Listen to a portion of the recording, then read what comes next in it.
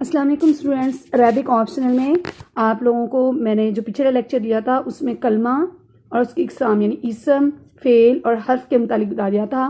اسم ہم ناؤنس کو کہتے ہیں، فعل ہم اس چیز کو کہتے ہیں جس میں زمانہ پایا جاتا ہے یا کوئی کام کرنا ہمارا پایا جاتا ہے، اور حرف جو ہے بیسیکلی اس کے اپنے کوئی میننگ نہیں ہوتے بلکہ یہ اسم اور فعل کے ساتھ جڑ کے ہی اپنی معنیوں کو بیان کر سکتا ہے۔ تو آج ہم اسم کی اقسام کو دیکھیں گے۔ اسم یعنی ناؤن کی اقسام کتنی ہیں؟ ایک کو ہم کہتے ہیں نکرہ اور ایک کو ہم کہتے ہیں معرفہ۔ اسم نکرہ اور اسم معرفہ۔ ایک کو ہوتا ہے پراپر ناؤن، ٹھیک ہے؟ تو پراپر ناؤن اسم معرفہ کے اندر آتے ہیں۔ مثال کے طور پر ہم نے کہا پاکستان، الپاکستان، اس کو ہم عربی میں لکھیں گے الپاکستان۔ فاطمہ، علی، یا اس طرح جو بھی نام آئیں گے، جو بھی پراپر چیز ہو جائے گی، جیسے القرآن ہو گیا، ٹھیک ہے، آپ کا قرآن ایک اسپیسیفک کتاب کا نام آ گیا، تو اس کو ہم کہیں گے اسم معرفہ میں۔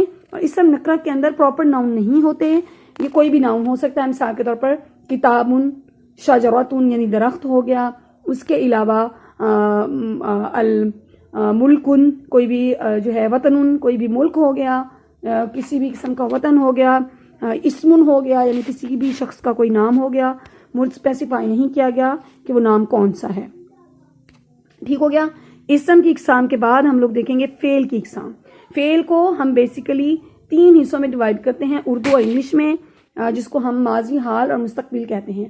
اسی طرح ہم انگلش میں پاسٹ، پریزنٹ اور فیوچر لے کر آتے ہیں۔ عربی میں بھی 3 ہوتے ہیں۔ فرسٹ ماضی، جس میں کسی کام کا کسی زمانے میں ہونا پایا جائے۔ مضارع، جس میں کسی کام کا آج کے زمانے میں یا آنے والے وقتوں میں، یعنی حال اور مستقبل دونوں ہی مضارع کے اندر آ جائیں گے۔ اس کے بعد آتا ہے امر اور نہیں۔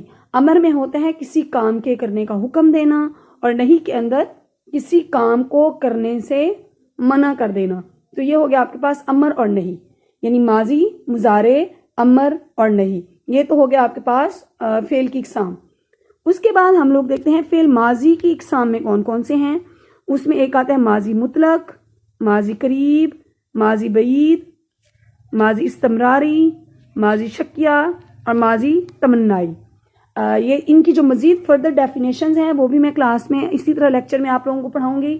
جو اسٹوڈینٹس عربک آپشنل پڑھنا چاہ رہے ہیں ان کے لیے یہ بہت ضروری نہیں ہے، البتہ اسلامیات الیکٹیو کے، چاہے وہ 4th ایئر کے طالبات ہیں یا وہ 3rd ایئر کی ہیں، تو وہ ان کی ڈیفینیشنز بھی پڑھیں گی اور ان کی ایگزامپلز کو بھی اچھی طرح یاد کریں گی، ٹھیک ہو گیا۔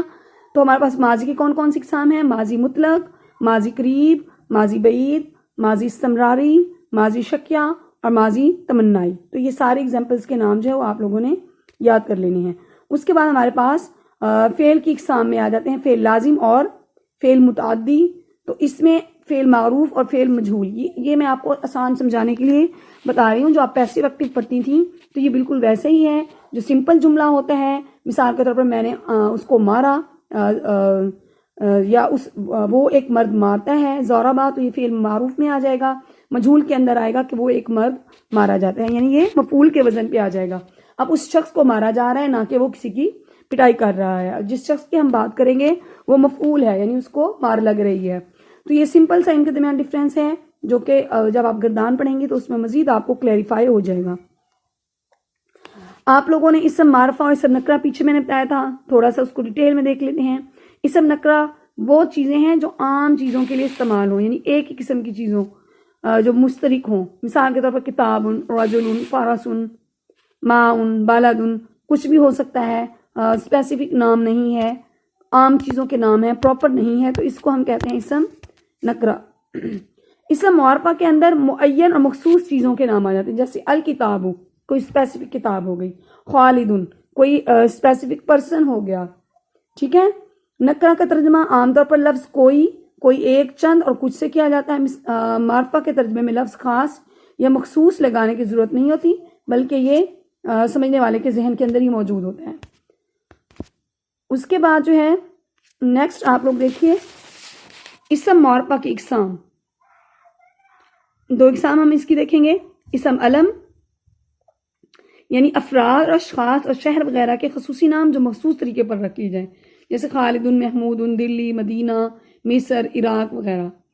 اب جو معرف باللام ہے ہوتا تو بیسیکلی معرف باللام میں جو ہوتا ہے وہ ہوتا بیسیکلی عام لفظ ہے، نکرہ ہی ہے، لیکن نکرہ سے پہلے ہم الف لام لگا دیتے ہیں، اس سے وہ اسپیسیفک ہو جاتا ہے، معرفہ بن جاتا ہے، اس لیے ہم اس کو کہتے ہیں معرف باللام۔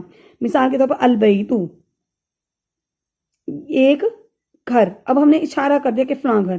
الکتابو، کتاب کوئی بھی ہو سکتی ہے، ذالک الکتاب جسے آپ پڑھتی ہیں نا الف لام میم سورۃ البقرہ سٹارٹ کرتے ہوئے، ذالک الکتاب لا ریب فیہ، تو اس نے قرآن کی طرف اشارہ کر دیا تو وہ ایک کتاب مشہور ہو گئی۔ تو کتاب سے پہلے ہم نے الف لام لگا دیا، بے سے پہلے ہم نے الف لام لگا دیا، والد یعنی اولاد سے پہلے ہم نے الف لام لگا دیا، تو ہم نے ان کو اسپیسیفائی کر دیا کہ فلاں چیز، ٹھیک ہے۔ اس کے بعد میں آپ کو ضمائر کے متعلق بتاتی ہوں، یہ اکثر آپ کو ترجمہ کرنے میں بہت مفید ہوتے ہیں۔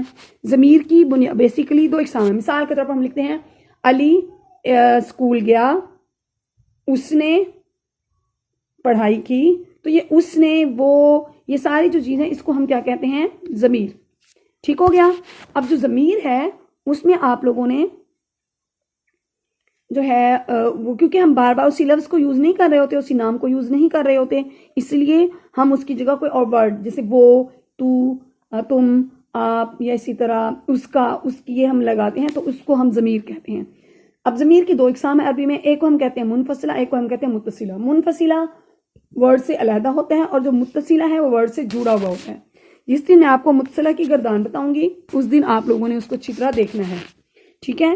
اب اس میں بھی ویسے ہی ہے، واحد، تثنیہ اور جمع، یہ تینوں جو ہیں یہ مذکر غائب کے صیغے ہیں۔ ہیا، ہما،